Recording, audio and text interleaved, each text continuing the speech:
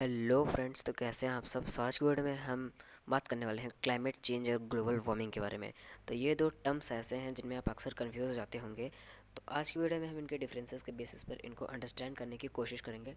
सो बस आप हमारे साथ वीडियो में एंड तक बने रहिएगा, जिससे आप भी समझ सकें कि ग्लोबल वार्मिंग और क्लाइमेट चेंज क्या है। तो सबसे पहले हम देखते हैं ग्लोबल वार्मिंग क्या है। तो ग्लोबल वार्मिंग तब कॉज होती है जब अर्थ का एवरेज टेम्परेचर बढ़ जाता है। तो एवरेज टेम्परेचर अर्थ का कब बढ़ता है? जब ग्रीन हाउस गैसेज का इमिशन अर्थ के एटमॉस्फेयर में इंक्रीज हो जाता है। अब ग्रीन हाउस गैसेस कहाँ से आती हैं? जो मैन्युफैक्चरिंग इंडस्ट्रीज़ होती हैं वो ग्रीन हाउस गैसेस प्रोड्यूस करती हैं। तो ये जो है ग्लोबल वार्मिंग सिर्फ और सिर्फ टेम्परेचर पे डिपेंड करता है। टेम्परेचर ओनली पे इसका फोकस रहता है। लेकिन अगर हम वहीं पे क्लाइमेट चेंज पे देखें तो इसके वेरियस फैक्टर्स होते हैं जिसके कारण क्लाइमेट चेंज होता है। अब हम क्लाइमेट चेंज देखते हैं। तो क्लाइमेट चेंज आप ऐसा समझ लीजिए कि ये बहुत सारे इन्वायरमेंटल चेंजेस की वजह से क्लाइमेट चेंज अकर होता है, जिसके में वेदर पैटर्न चेंज होते हैं। कभी कभी तो ज़्यादा वेदर हो एक्सट्रीम वेदर हो जाता है, और सी का जो लेवल है वो बढ़ जाता है, सी का लेवल राइज हो जाता है। तो ये सारे इन्वायरमेंटल चेंजेस की वजह से क्लाइमेट चेंज अकर्स होता है। अब कुछ और डिफरेंसेस देखें तो ये क्लाइमेट जो ग्लोबल वार्मिंग है क्लाइमेट चेंज का बस एक छोटा सा एक्सपेक्ट छोटा सा पार्ट है। लेकिन जो क्लाइमेट चेंज है ये बहुत ही वाइडर रेंज में इफ़ेक्ट्स लाता है और वाइडर रेंज में कॉज होता है, मतलब वाइडर रेंज में ये फैलता है क्लाइमेट चेंज। अगर आप क्लाइमेट चेंज का एक रियल लाइफ एग्जांपल दूं तो जैसे कि बारिश होती है तो ये वाइडर एरिया में बारिश होती है। लेकिन ग्लोबल वार्मिंग जो होती है वो कुछ कुछ एरियाज़ में होती है। ये भी क्लाइमेट चेंज है ग्लोबल वार्मिंग, लेकिन ये वाइडर एरियाज़ में वाइडर रेंज में नहीं होती है। और ये इफ़ेक्ट्स लाती है, लेकिन क्लाइमेट चेंज जितना इफ़ेक्ट्स ग्लोबल वार्मिंग नहीं लाती है।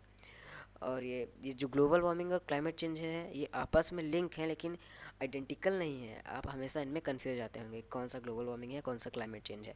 तो आप अभी समझ जाएंगे आगे, जैसे मैं आपको वीडियो में बताऊंगा। तो अब ग्लोबल वार्मिंग के कुछ कॉजेज़ देखूँ तो जो CO2 होता है फॉसिल फ्यूल से जो निकलता है, इसका इमिशन बढ़ जाने से, जैसे कि जब आप पेट्रोल को बॉईल करेंगे तो उनमें से बेसिकली फॉसिल फ्यूल जो होता है जो ज़मीन से मिलता है, कच्चा तेल जिसे आप बोलते हैं। तो जब आप उसको बॉईल करेंगे, यानी जब वो बड़ी बड़ी फैक्ट्रीज में वो बॉईल किया जाता है, तब वहाँ से CO2 बहुत ही भारी मात्रा में निकलता है, जिसके कारण अर्थ का जो टेम्परेचर है वो बढ़ जाता है। अब CO2 एक जगह से और निकलता है, जैसे फ्यूल्स जो आप अपनी व्हीकल्स में डालते हैं, कार्स में, और जो फैक्ट्रीज में यूज़ होते हैं, कुछ पावर प्लांट्स में यूज़ होते हैं। तो इन सभी की वजह से CO2 जब ज़्यादा इंक्रीज़ होता है तो अर्थ का एटमॉस्फेरिक टेम्परेचर एवरेज टेम्परेचर भी बढ़ जाता है, जिसके कारण ग्लोबल वार्मिंग अकर्स होती है।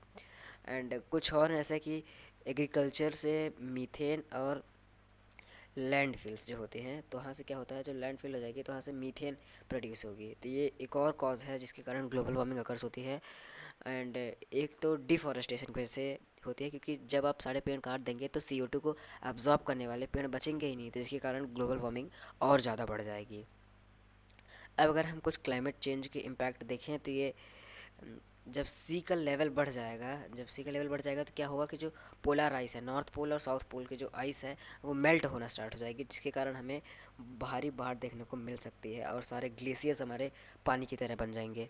और अगर हम कुछ देखें तो क्लाइमेट चेंज हमें नेचुरल डिजास्टर को भी बढ़ाते हैं, जैसे कि स्ट्रोम, ड्रॉट और वाइल्ड फायर जो होती है। एंड क्लाइमेट चेंज की वजह से बायोडाइवर्सिटी में बहुत बड़ा लॉस होता है और ह्यूमन हेल्थ का भी एक बहुत बड़ा थ्रेट होता है, क्योंकि अगर बाढ़ आ गई किसी एरिया में, आग लग गई किसी बड़े एरिया में, स्ट्रोम आ गया किसी बड़े एरिया में, तो जिसके कारण लॉस ऑफ ह्यूमन लाइफ आम बात है फ्रेंड्स, ये होती रहती है। सोल्यूशन एंड प्रिवेंशन अगर हम देखें तो आप रिन्यूएबल एनर्जी की तरफ शिफ्ट होइए, जैसे कि जो सोलर विंड और हाइड्रो एनर्जी आई हैं इनकी तरफ आप शिफ्ट करिए, नॉर्मल इलेक्ट्रिसिटी जो आप यूज़ करते हैं। और आप रिफॉरेस्टेशन करिए, ज़्यादा से ज़्यादा पेड़ लगाइए और सस्टेनेबल एग्रीकल्चर करिए। एंड ग्लोबल बेसिस पे अगर हम कुछ कंपैरिजन देखें तो क्लाइमेट एग्रीमेंट्स जो होते हैं पेरिस अकॉर्ड की तरह, उनमें से कंट्री को बेसिकली पार्ट लेना चाहिए क्लाइमेट चेंज पर डिस्कस करने के लिए और इससे निपटने के लिए। तो अब हम थोड़ा सा इसके कंक्लूजन पर देखते हैं कि फाइनली हमारा कंक्लूजन बनता क्या है। तो जो ग्लोबल वार्मिंग है एक क्लाइमेट चेंज का ये पीस है बेसिकली। और जो बोथ ग्लोबल वार्मिंग और क्लाइमेट चेंज ये अर्जेंट अटेंशन इनको चाहिए, कि जैसे ही ये आए आप इनमें बेसिकली फोकस करें और इनसे कैसे आपको सॉल्व करना है, कैसे आपको इनसे निपटना है, वो आप खुद से ही सोचें और खुद से ही तरीके बनाएं। और जो सस्टेनेबिलिटी है वो आपके बहुत काम आएगी। आप एक बेसिकली सस्टेनेबल लाइफ प्रोसेस करिए, सस्टेनेबिलिटी आपके लाइफ में बहुत ही काम आएगी। सो आज की वीडियो में इतना ही, हम मिलते हैं अपने किसी एक और नए